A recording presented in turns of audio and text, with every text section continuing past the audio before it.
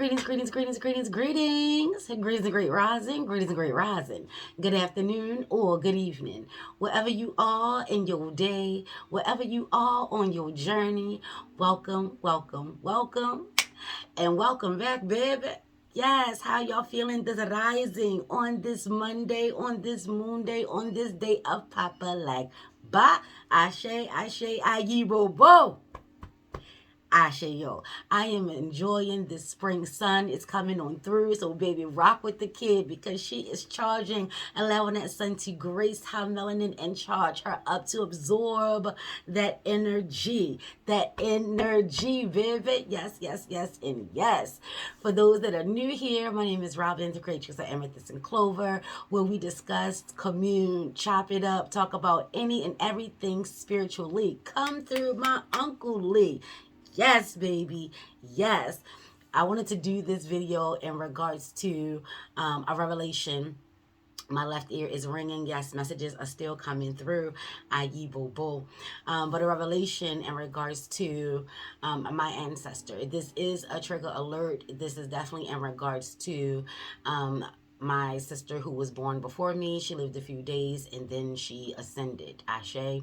Ashe. So if that's something that you're not prepared to hear, think about, or even see, because I will be showing a card in regards to that because it's coming from the Embroidered Graveyard Oracle Deck, baby. Yes, yes, yes, and yes. So, I'm in my spiritual room, my sacred space, and I decided to pick up where I left off in regards to getting to know the Embroidered Oracle Deck.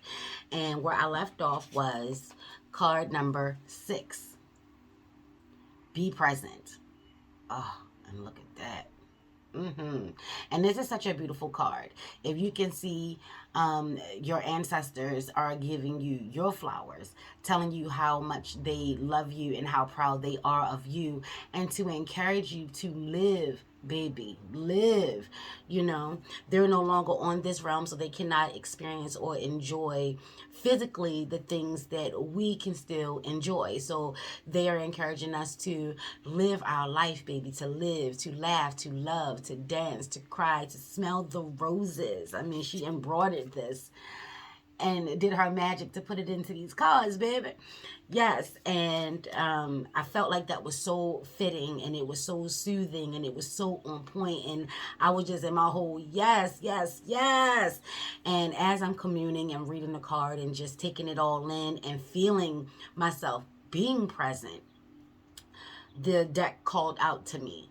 And I haven't birthed the deck or, did the spiritual connections that is in the book, for those that have this deck. And I do encourage those that, are root workers or like to do their shadow work, their root work. This is a beautiful deck to commune with. It truly, truly is. Maybe I'm just being a little biased, baby. Ashe, ashe. So I'm just like, okay, I pull out the deck and I start to shuffle. Like, what message do you have for me? What is coming through? Like, my ancestors, is asking me to be present. So present I am. Here, present and accounted for. And as I'm shuffling, a card just flies out. And trigger alert, the card that flies out is innocence.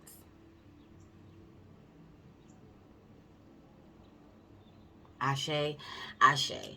And y'all know, when I did the review, if you haven't, shameless plug, check out that video.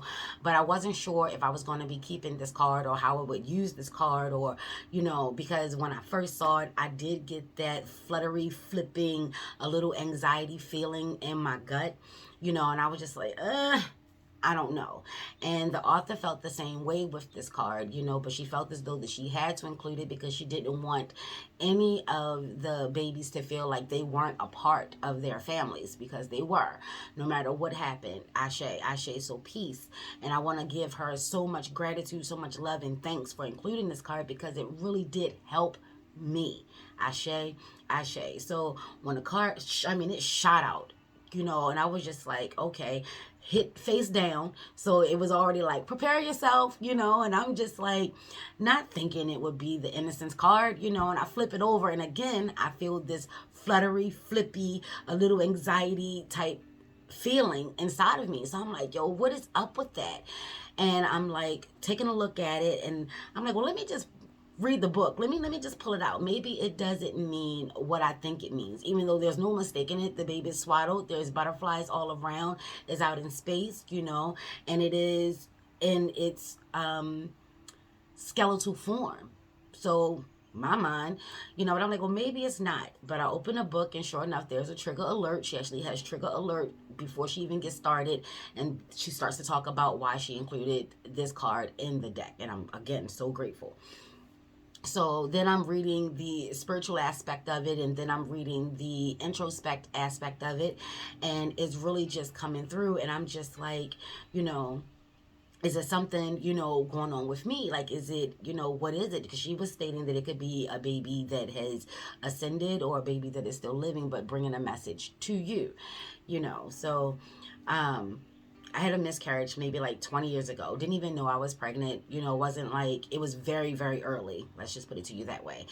And it wasn't coming through in regards to that. So I was like, okay, that's not it. And I'm just allowing myself to just be in the moment. And as I'm reading, let me just open up the book so I can just read what it says. And it is on page 163. No, it's not. It's on page 149. It is the 55th card, what comes out to be a 10. And it was basically just saying that either one of your spirit guides is coming through, or in regards to the introspection, this could be your innocent or your childlike qualities that is coming through, your inner child coming through. And as I'm reading it, it's telling me to take a look on page 199, because there is a doodle assignment that you can do with that. Doodle journal with the inner child.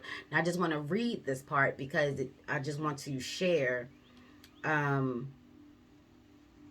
Is it on this page? Which page? I just wanted to share the breadcrumb that came on through.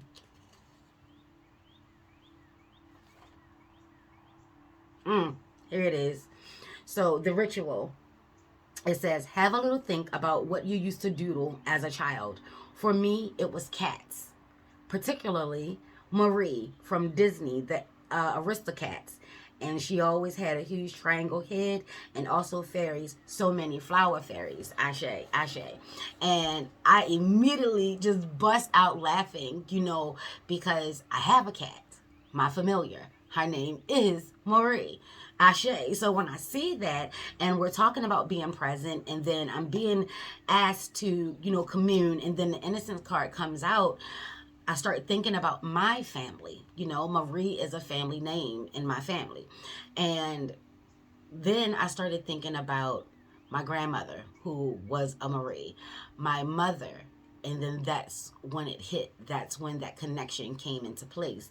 This is in regards to my older sister. And I say it like that now, and you hear the hesitation because I'm still getting used to that. Because in my world, just being transparent, I always called her the baby before me.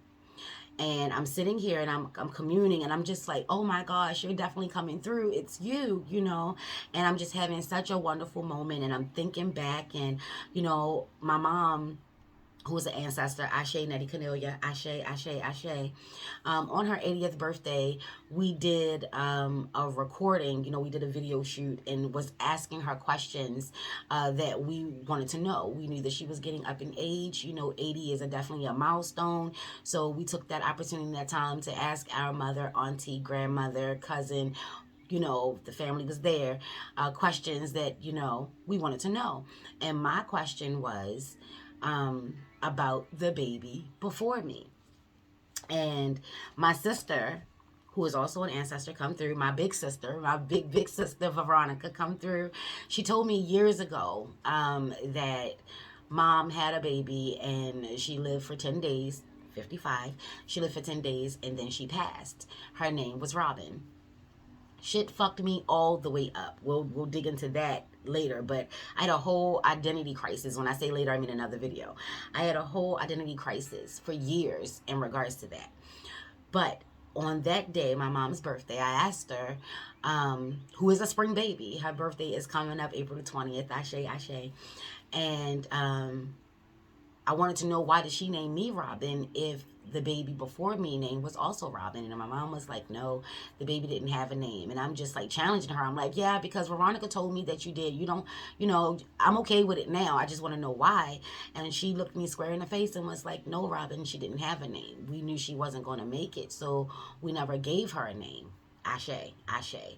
And this is where I was sitting at the table. And for a minute, I really wish that my mom was here, because now that I've made that connection, I have so many other questions, But true to that day, she gave me this look, and it was a look like she made peace. It was peace for her. She made peace with it. It was a long time ago. It was over 46 years ago. Or at that time it was about 44 years ago, Ashe. And she made peace. So I allowed that door to close, and I allowed that door to stay closed. But last night, my sister came on through. And as I'm talking to her and as I'm thinking about it, I'm 46. That is a 10.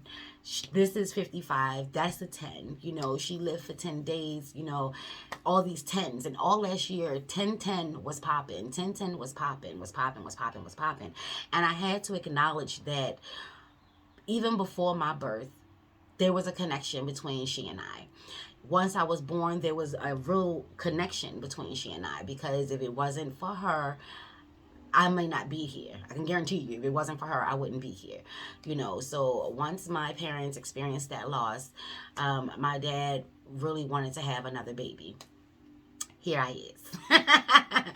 Here I is. So I give gratitude to my big sister for coming, and, her short life, it was just opening the gateways, the doors, and the gates and the portals. I'm just acknowledging this now during this video for my entrance and in my experience in regards to this beautiful thing that we call life, yo. And I can't believe that I'm getting emotional now. It's like last night I was, I was good, I was peace, I was joyous with it, but now I guess that I'm basking in the sun, and I'm really excited and is joyous to experience, something like this. And it comes from this Oracle deck, Ashe, Ashe. I'm quite sure I would have made the connection, but it probably would have been way later. And I'm so grateful that this card is here, because I got to make that connection during the spring equinox. And I consider today, March the 21st, happy birthday to my cousin Yelly. Happy birthday to my cousin Phil. Ashe, Ashe, Ashe. I look at this as the first day of spring, so new beginnings. And this is going to be a new beginning of a beautiful relationship with my big sister. So I'm sitting there, and I'm just communing, and it hits me, that she didn't have a name, she wasn't named. And it came to me that either her name, or I needed to honor her with the name.